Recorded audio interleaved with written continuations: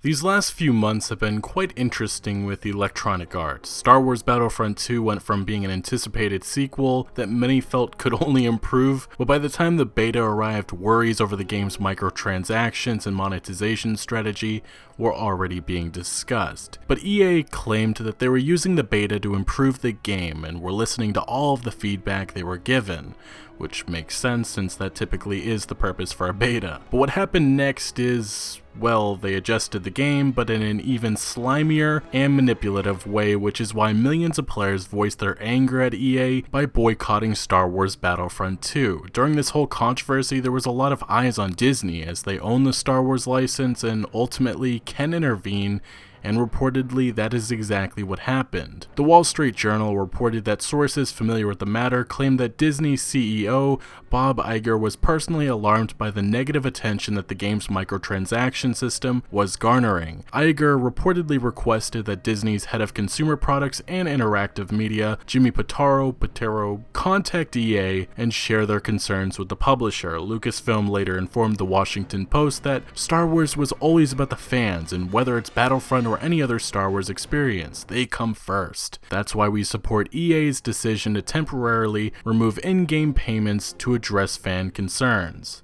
Many fans and observers believe that ultimately the decision to temporarily remove in-game payments was influenced by Disney's anger over the situation. The reasoning is that with Star Wars The Last Jedi only weeks away, Disney did not want the bad publicity to continue up to the movie's release, so they pretty much had EA do exactly what they should have done from the start. Now, looking at the situation, we have to remember the infamous Reddit response, which tried justifying their BS. Clearly, it's hard for me to believe that EA just decided all of a sudden to do the right thing. I think it's obvious EA pissed off Disney and were put into a position in which they had to take the in-game payments offline temporarily. Months later, players and fans continue to voice their anger at EA by requesting Disney to intervene further. A petition has now garnered over 186,000 signatures, and it requests that Lucasfilm revoke EA's Star Wars license. This petition cites many reasons, including the rushed out The Door 2015 Battlefront installment, Visceral Games' Uncharted-like Star Wars game getting canned, and the recent Battlefront 2 mess. Overall, a lot of the big criticisms is that with EA behind this license, nothing worthwhile is going to come, as this is a company that puts profit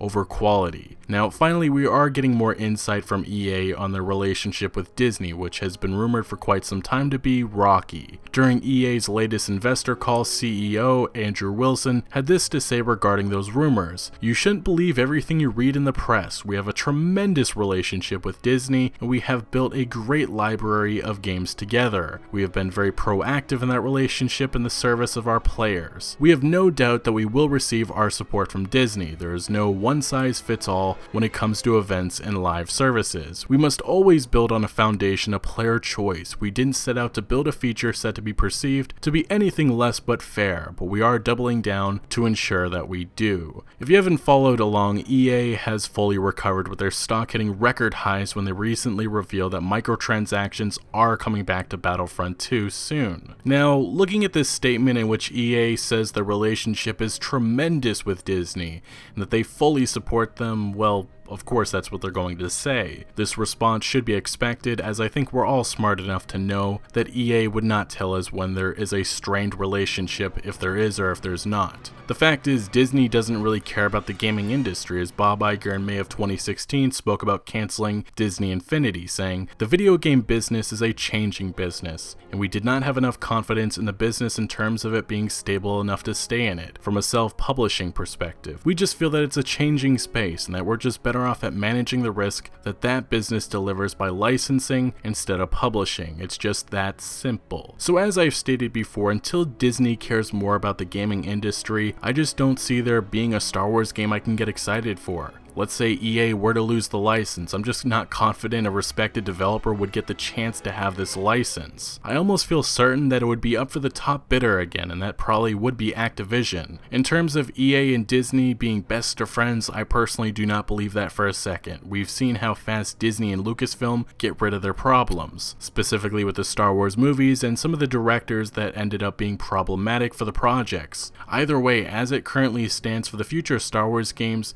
looks very bleak in my opinion. And while I'm sure many casual players can find enjoyment out of the multiplayer microtransaction driven Star Wars titles, I cannot, and it seems it may be a very long time until we get a good quality Star Wars experience. Anyway guys, it's a shame that a beloved franchise continues to get milked, and the chances for a story-driven experience like KOTOR lessens every single day.